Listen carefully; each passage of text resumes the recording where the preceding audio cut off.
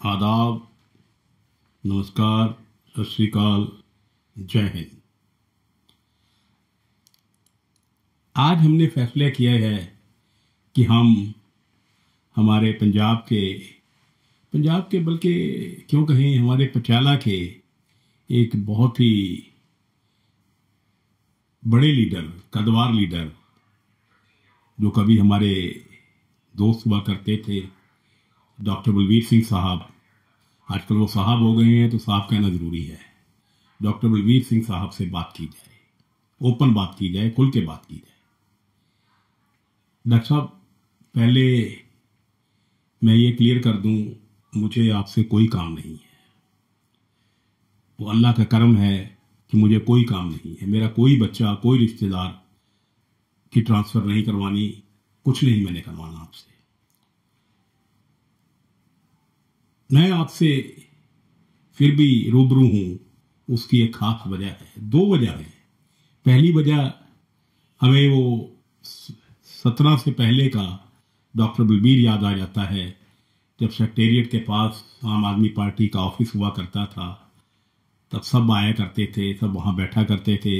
हमें भी तब बुखार चढ़ा हुआ था आम आदमी पार्टी का, हम भी जाया करते थे। वो अलग बात है कि बुखार जल्दी उतर गया तो आईसीयू में जाने से बच गए, जिंदा नजर आ रहे हैं, नहीं तो कब के अल्लाह ताला को प्यारे हो गए होते।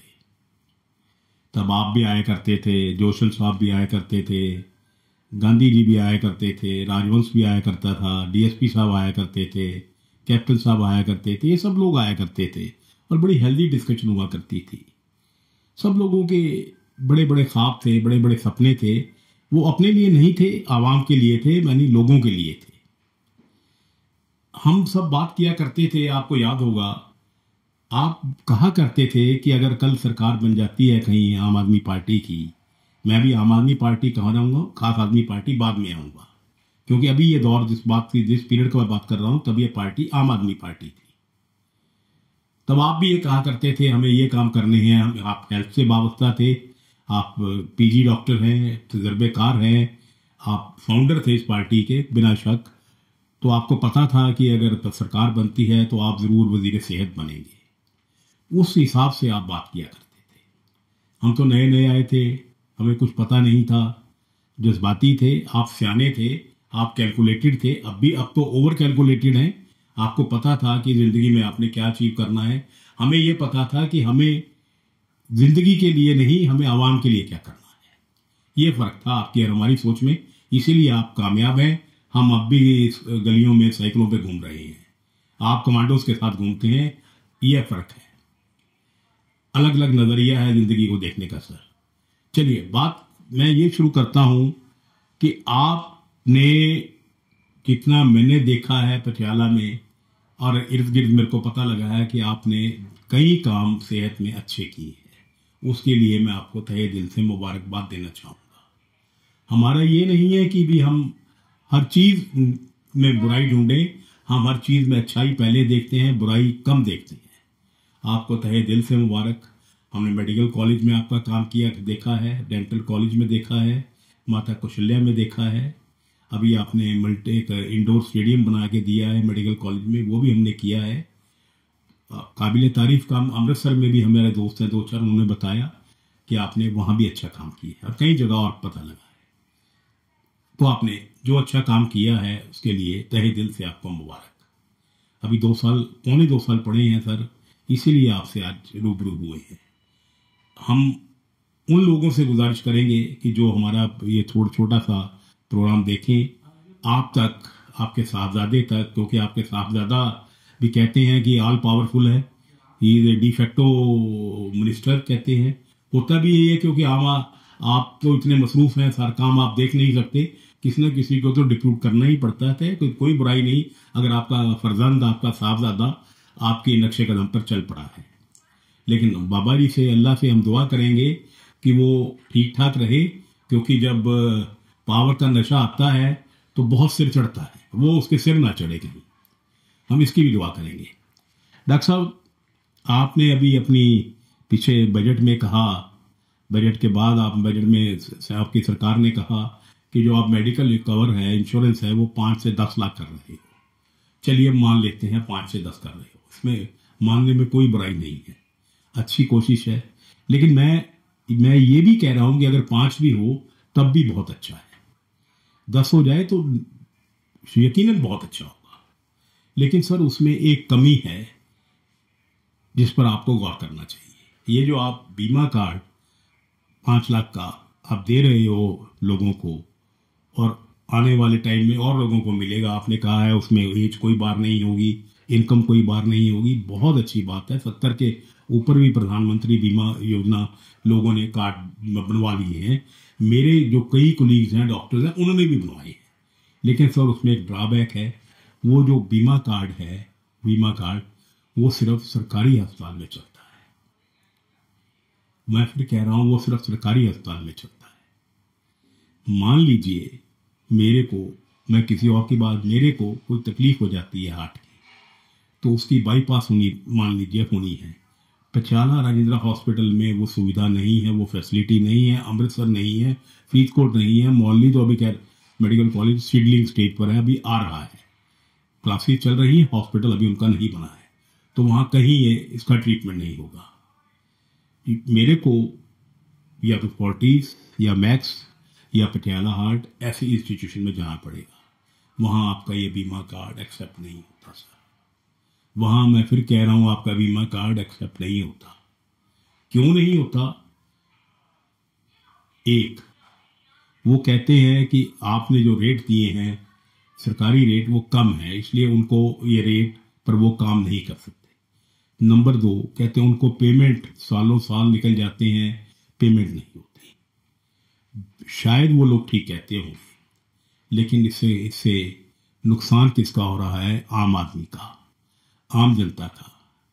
ये नहीं कि 5 लाख से फायदा नहीं हो रहा, बहुत फायदा हो रहा है। आम बच्चे, जो गरीब लोग हैं, जो बीपीएल वाले हैं, वो तो पहले भी प्राइवेट में नहीं जाते थे, गवर्नमेंट में जाते थे, अब भी उनको फायदा हो रहा है, लेकिन पूरा फायदा नहीं हो रहा। इस पे तवज्जो दीजिए सर, बहुत अहम बात है।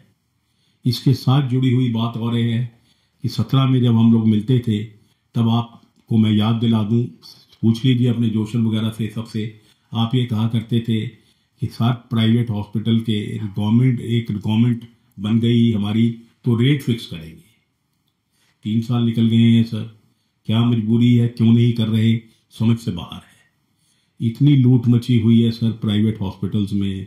प्राइवेट कंसल्टेंट, एक मान लीजिए एंडोक्रोनोलॉजिस्ट है, मान लीजिए एक 600 रुपये कंसल्टेशन का ले रहा है, एक 900 ले रहा है, एक 1100 ले रहा है। What is this? एक रेट फिक्स कर दीजिए सर, इंडोर का और आउटडोर का, सबका, कि ये मैक्सिमम है, इससे ज्यादा आप नहीं ले सकते। कम जो मर्जी ले, उस पर आपको इतराज नहीं, लेकिन एक लाइन खींच दीजिए। सर बहुत लूट है।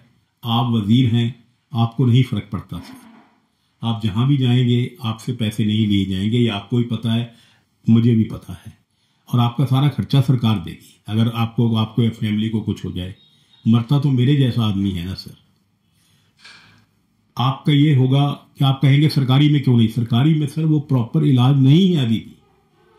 मान लीजिए किसी को एक ब्रेन हेमरेज हो गई, मैं टेक्निकल नहीं कहूंगा, नॉन टेक्निकल, ब्रेन हेमरेज हो गई, तो राजेंद्रा वाले रेफर करेंगे पीजीआई में पहुंचते पहुंचते पेशेंट की डेथ हो जाएगी, क्योंकि उतना टाइम नहीं होता। वो आएगा पटियाला हार्ट में, अमर हॉस्पिटल में Arun Mansar, he is the most competent surgeon, most competent neuro surgeon. Arun, I love you यार, you are a wonderful boy.